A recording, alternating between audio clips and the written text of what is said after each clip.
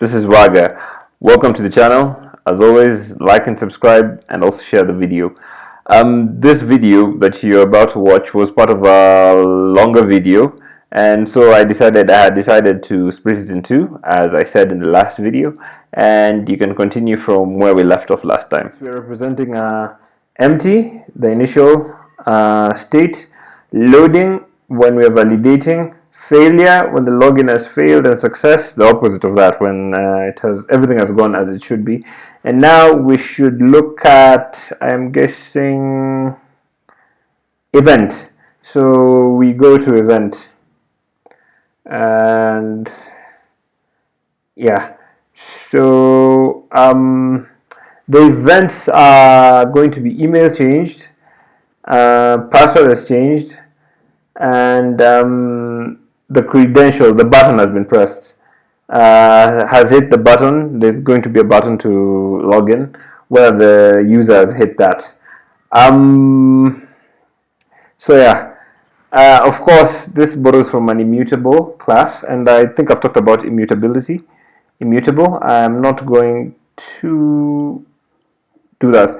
It should ideally come from Meta, but I'm guessing it's also in Cupertino because it's giving me that. But anyway, that's fine. Okay, so we could have an override here, another annotation. Override.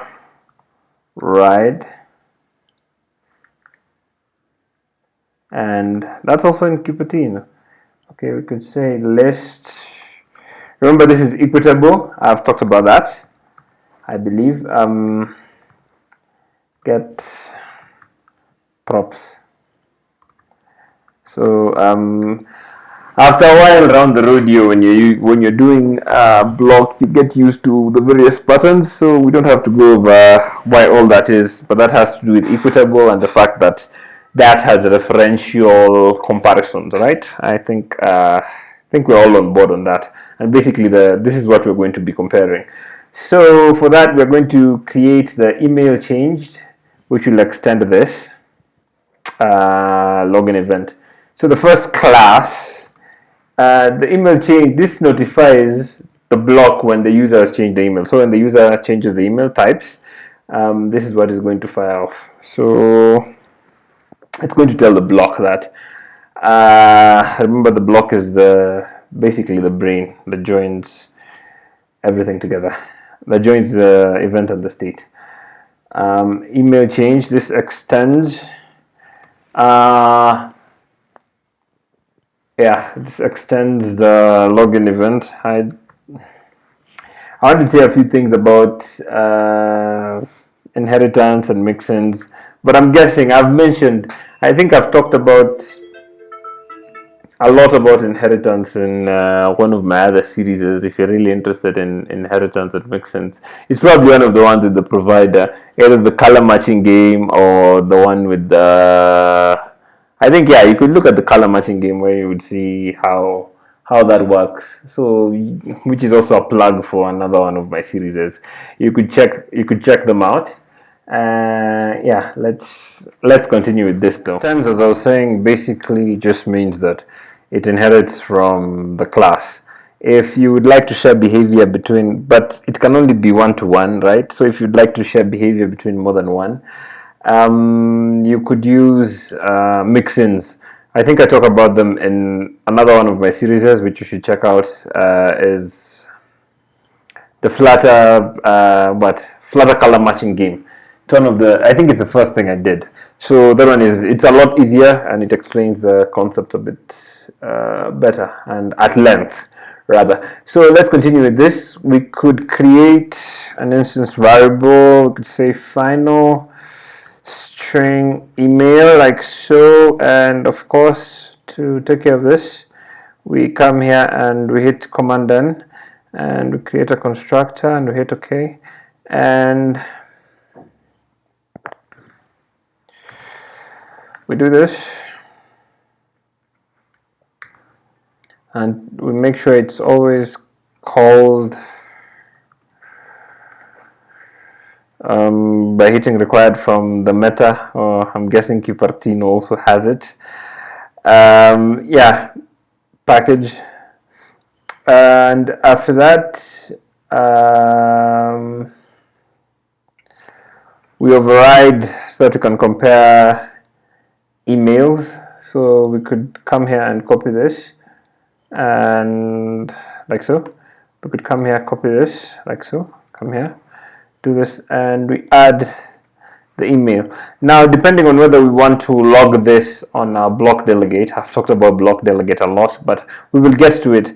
After this, I think we will do the sign up. This is the login, so this is sign up. After this, we'll do sign up.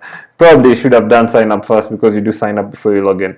So we would do the sign up block, and then after that, we're going to create the forms so that now we can get to UI. So one more video. This is one video removed from that, from us getting down to it. So have no fear. I know you have done a lot of BLoC and not seen a lot of you have not seen things move. You've just looked at the final version, but we will get there. It's just a matter of time and persevering through. Like I said, BLoC compared to compared to Provider, which I've used also in another one of my series, and I think I want to use again. My next project will also have Provider. This one contains a lot more boilerplate code, but c'est la vie, as they say. So that is life. You chose to use BLoC in this case. So let's continue after that short detour. So we could come here, and if you want to print the changes when they happen, we could write override. I keep forgetting override has two R's, and say string to string, and this is going to be email changed, and we could say the email is email, like so. And then of course this is dot, we have to put the semicolon there or it will complain, like so. And after that, we now do it for the password changed, which looks exactly the same. So I'm guessing we could copy and save ourselves a bit of keystrokes. We could save ourselves a couple of keystrokes. So I'm just checking that everything is so we could just do this, copy, come down here, do this, and we could say, instead of email, we could say password changed, and here we say password changed, and here we say password, and basically the same thing, password and password, and here we would have password and password, and I'm guessing, I hope this is finally password, and I think we have implemented the password changed. The password change notifies the BLoC when a user has changed the password, right? So that's what keeps the BLoC up to date with the changes. And after that, let's give it a bit of space, like so. And we have another class which will be, we could call it login with credentials. This one basically notifies the BLoC that the user has pressed the sign in button. Like if we log out, there's a sign in button basically. So basically, I'm saying basically a lot. Must be acidic. Badum tish. That was a joke. Okay. Not a very good one, but let's keep at it. We could say class login with credentials pressed. This extends the login event and instance variables, email, password. So I could say final. The string is email. No, it's supposed to be this. And final string is password, like so. And of course, to placate them, we have to create a constructor, hit Command N, press that, select both, hit OK, and make the parameters named, and add the annotation required so that they can be passed in, and at required, like so. And yeah, and of course we have to override what we're going to compare. So we could say, we could copy this, hit the copy button, come down here, do this, and we are going to have the password, the email and the password, like so. We could say email. So basically those are our states. We have the email has changed, the password has changed, and somebody has pressed the big red button, or rather the submit button. It's not actually red. But yeah, this is basically our events, and now we have to go to the granddaddy, the blocks. First things first, we go to the block, and the first thing we want to do is we are going to get the initial state. The initial state is not the initial login state, of course. It is the login state.empty, I believe. The initial state is, what's the first state? Login state.empty. So we come here to the block and we say login state.empty, like so. So in such a situation, that is going to be the initial state. Our block has a dependency on the user repo, so we use a repository. If I'm correct, we use a repository like so, and we come here and we create the user repository. So we do that. So next, it has a dependency on the user repository, as I say. So we could say Login Bloc, and it's inside at required. We pass in the at required, which will require us to import the meta package, like so, and user repository. So it has a dependency on that, and we are going to tell it that the user repository is not going to be null. So we could say assert that the user repository is not going to be null.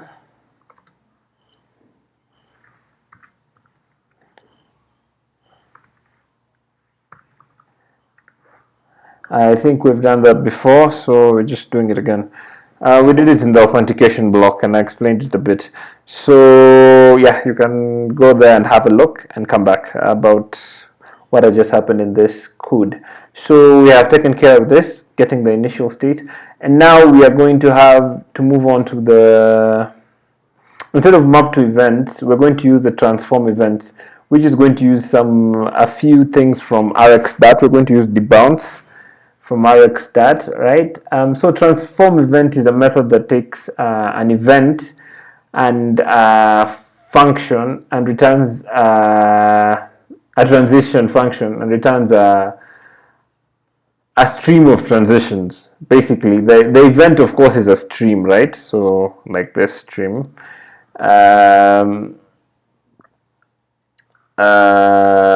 Yeah, so basically that's what is going to take the login event and the transition function, and we're going to apply a couple of things from rxstat. so that it gives us a few seconds, and then we're also going to merge the streams, and yeah, we're basically going to transform the stream a bit and do a couple of things with it. Now is we are going to override the transform event in order to we're going to use an rx.dat method to give the user some time after he finishes typing so that we can validate the input. It's called debouncing, and debouncing is basically used to delay the invoking of a function. In our case, we don't want to validate until some time after. For example, you can type a letter and take a few milliseconds and then type another one. So we don't want to call the invoke the validators, which we are going to build in a bit, we don't want to invoke the validators without giving the user some time as they're typing. So we are we are going to use rx.dat for that. So for that, we hit the override annotation like so, and we say stream, and this is going to be the login state, and it's going to be transform event.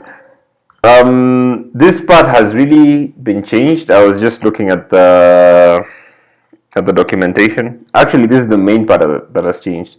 When I was trying to checking what is different with 4.0 and 4.0, and I'm talking about Flutter BLoC 4.0 and 3.2, which we're currently using. This is some of the part that has changed. So in particular, this part, it has a transformer function and things like that, which we do not have.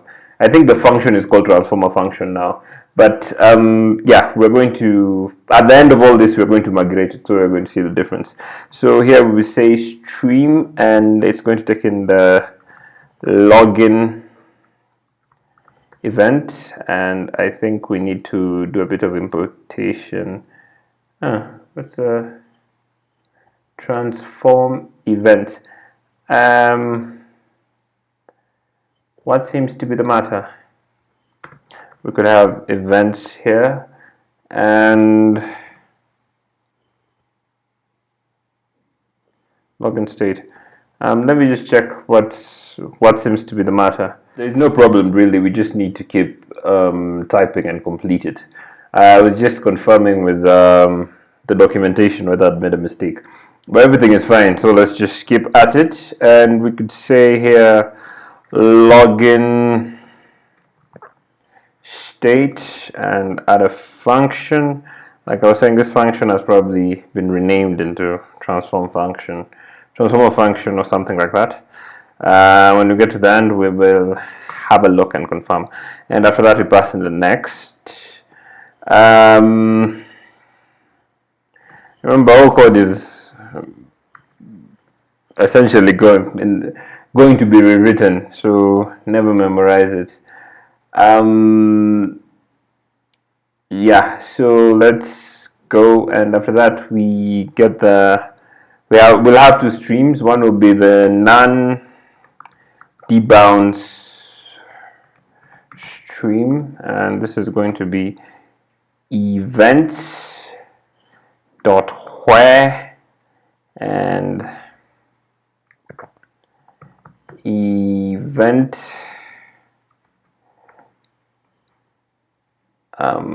put this there. We return event is email changed or password changed, or the event is password changed, like so. So in such an instance, we debounce. The event here we're supposed to first start. Event is not email changed and is not password change. In such an instance, we don't use debounce because nothing has changed, right? Debounce, like I said, is basically used to delay the invocation of the function. We do it when something has changed, like when somebody has typed a letter or of the password or has begun typing the email. So in the debounce stream, we could use the debounce stream. This is the one which we are going to delay slightly by a few milliseconds. Yeah, by a few milliseconds. Events dot where the event, in this case the event is actually, something has actually changed. We could put a semicolon. This is dot after all. We return event is basically the opposite of this. No, this is supposed to be here next to the is. So the event is basically when the email changes, we delay firing off of the validators, and the event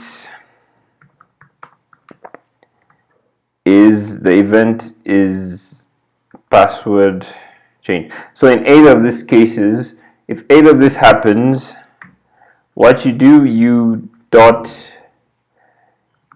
debounce time and the duration that is going to be chilling, waiting for you, give you some time to complete or to type something else, is takes milliseconds, right? The milliseconds are, we could say 300, a third of a second, which seems generous. You could increase. I believe this comes from RxDat, right? Why isn't it helping me? Do we just import RxDat? Okay, let's just import RxDat. Import RxDat like so. And yeah, so you get the bounce. I don't know why it wasn't, my ID wasn't very cooperative. And after that, we merge the two streams.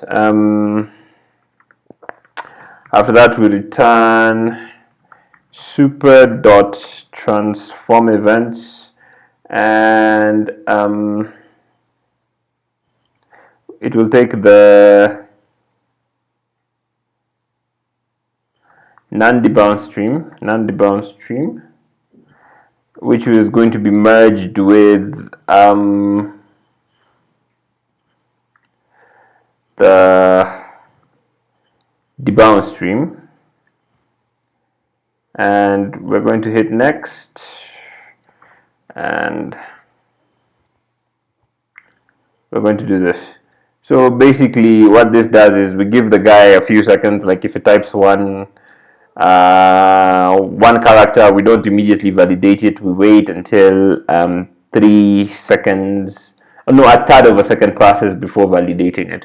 Give it a bit of time. So basically this, and this comes from RxDat. You can check out the package if you want to see more about debounce time and how it works with streams and yeah, reactive programming. So yeah, now we have to create the validators which we are going to use in the various methods we use in map event to state rather. It's time to get the validators, and we can do this by coming to the UI and creating a new .dat file. We can call it validators like so.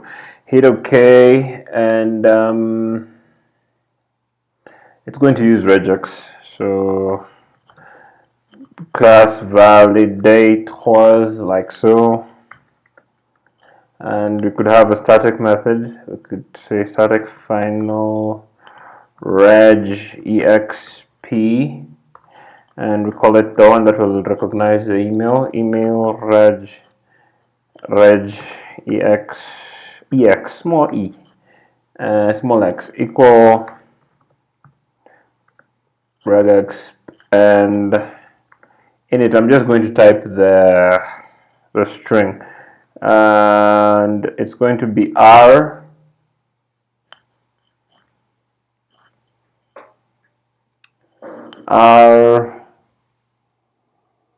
single apostrophe caret bracket a to z, a to z capital, 0 to 9 dot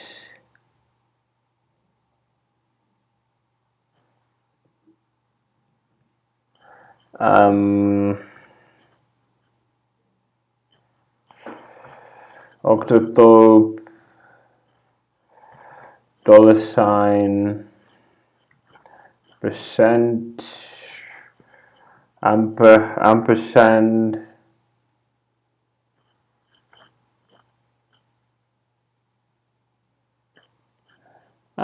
you know what, this is getting annoying. I'm sure I could just get it on Stack Overflow or something. We could say dot regex email, like so. Just hit that instead of having to type it out. Got it from Stack Overflow in the first place. So we just come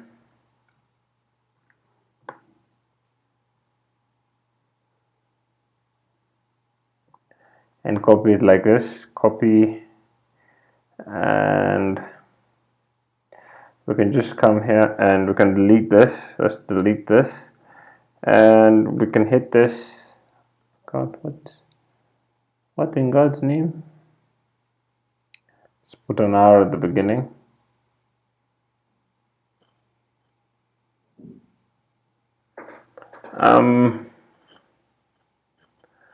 R and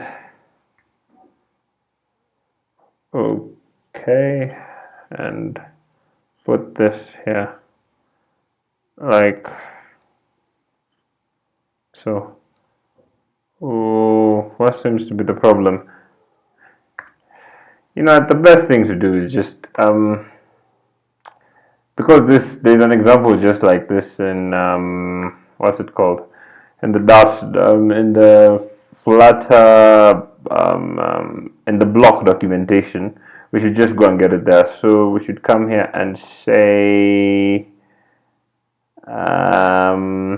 it's in the BLoC library. You can just go to BLoC. Let's go to pub.dev, yeah, and we get the BLoC. Go to BLoC, and go to the repository, and we can search for validators like so.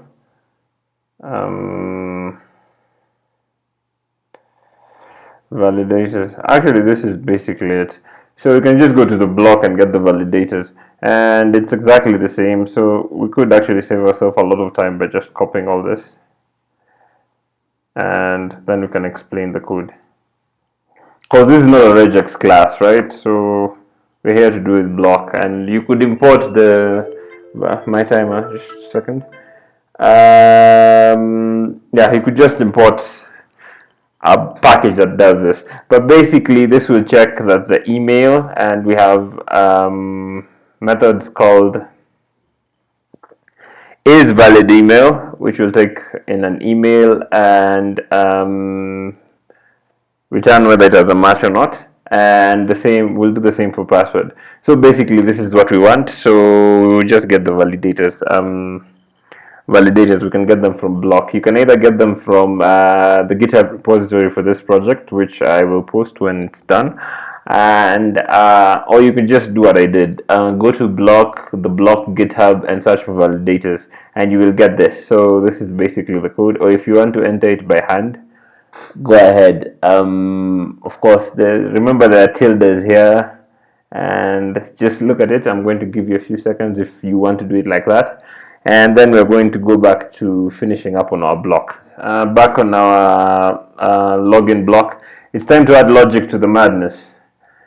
So we would come down here from our generated code, and we would check first if the event is email changed, like so. And we're going to use yield star. Remember, yield star is just a generator function that passes off to another function, right? Which will allow it to return another stream to do its thing until it no longer dribbles values, and then it's going to pass it off to the next one. So we're going to use yield star, or I've had it being pronounced as being called yield each. So depending on how you pronounce it, how you call it, what you call it. I read in the documentation, the BLoC documentation called it yield each, and I'm used to yield star. But anyway, it's all good. So we're going to create a method called map email changed to state, and this one is going to take the event dot email, like so. And yeah, and so we need to create this, and we'll come down here and we can say stream, and this is going to be login state, and we are going to create this. It's going to map.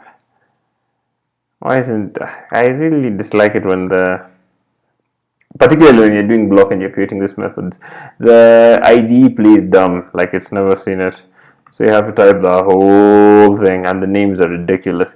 Map changed to state. Yeah, let me stop bitching and just get to work. Email, and this is a stream after all. Let's give ourselves a bit more real estate. We could say async star or each. I guess this one is also async star or each, depending on who you ask. I saw a Stack Overflow, one of a Stack Overflow explanation that called this async star. So that's why when the first time I encountered it, and I was wondering where the each and star come in. Anyway, the Dash team should tell us the correct name for that. Yield state dot. I believe we created a method called update.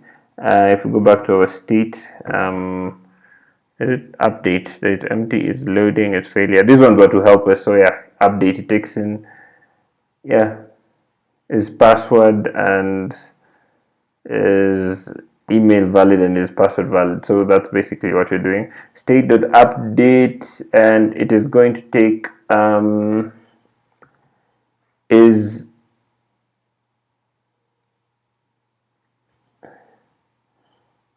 this one. Oh yeah, this one takes map email. So this one we won't take is email dot update is email valid. Is email valid, and how we're going to do that is we're going to pass it off to the validators, like so. Dot is email valid, and we're going to pass in the email, like so. Yeah, and we're going to put that there. So that will handle our email. After that, the next thing, and there is no price for guessing, is going to be else if the event in question is whether the password changed. So if the password changes, basically we're going to do the same thing. Take the validators, stick in the what's it called? The is password, and check. So yeah, for that we're going to create a method called, and we're going to have yield star each, and it's going to be map with an impossibly long name, map password changed. It's supposed to be as descriptive. If you read the Dart, I believe it's in the Dart cookbook or something, where they say it should be as descriptive as possible. Change to state map, password change to state. And don't worry, we are like 2 videos out of from doing the UI stuff, so it's not too far off. Yeah, so for that we need to create this method, and for that we would do a lot of this thing. So we could just reuse. We could hit copy, come down here and do this, and this is going to be map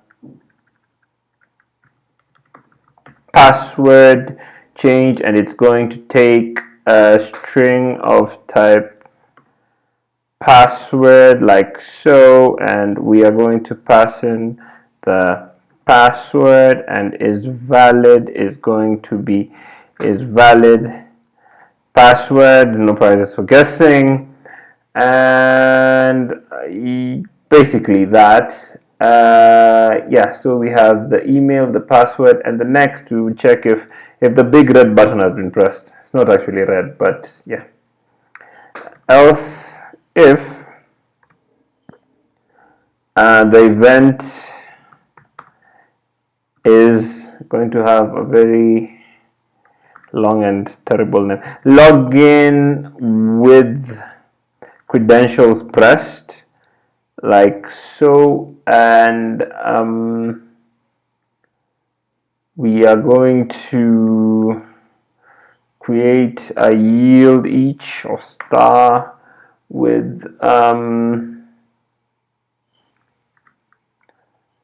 the name is map login with credentials pressed to say map login with credentials pressed to state, and this one is going to take an email event dot email and password event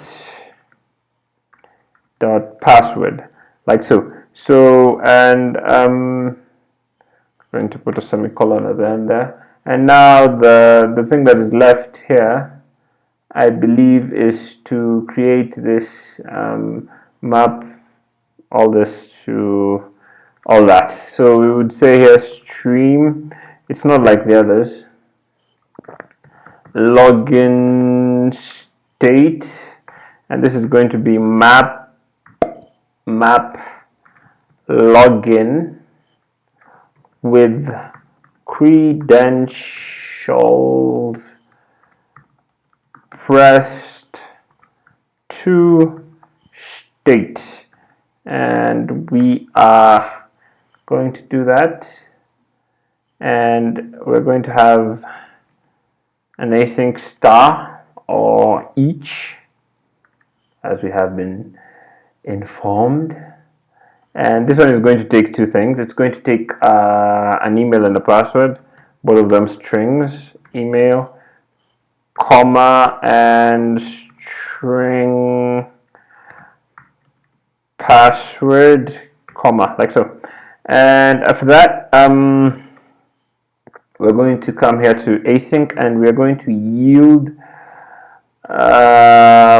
login state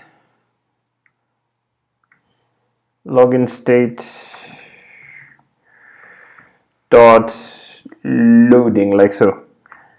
And yeah, it's going to load as it decides what happens next. And after that, we are going to, I believe, use is it a try catch? You could use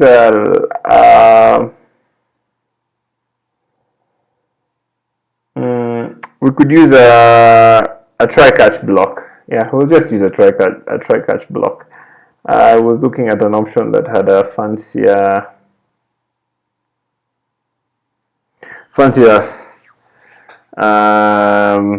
I saw an option that had something a bit more, yielded something more fancy, but we could just say use the try catch block, old faithful. We could say await, check with the user repository dot sign in with email, and we're going to pass in the, why did I mess it up, email and password, like so. And depending on that, we could yield, depending on what that does, we could do login state, can spell it correctly, state dot success, like so. So yeah, and of course try is complaining because we need a catch block. You always need a catch block.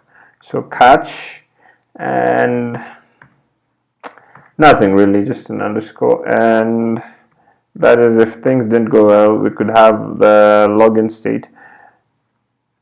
state dot failure.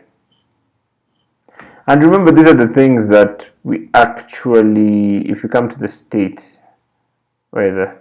So you see update, success, failure, login state. This is basically it. Loading, failure, success, update. So that's basically it. Why is this complaining? Let me just check this. Data analysis. Oh, why is this? We seem to have an issue here. Line 62. It expected. Let me just have a look and sort it out. Yeah, it seems like I forgot. This is not supposed to be. We're just declaring. We're not. These are not statements, right? So we should put commas there, and we get unused import meta. We will use meta here, I'm guessing, much later. So we could do that. Firestore isn't used. Well,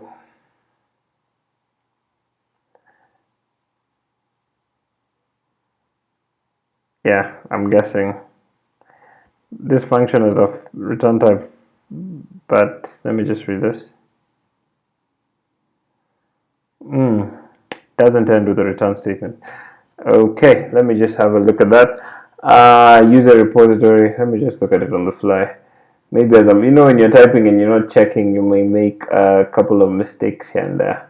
But hopefully, I have not made any. The user repository, the sign in. Yeah, it's right. We're supposed to have a return here. Sorry.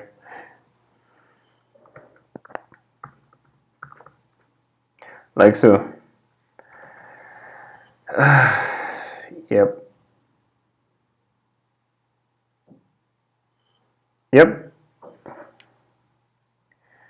So yeah, the reason I've not used Firestore is because, well, Firestore will be used with there's a method later. So actually, you could just put comments here. We'll use Firestore.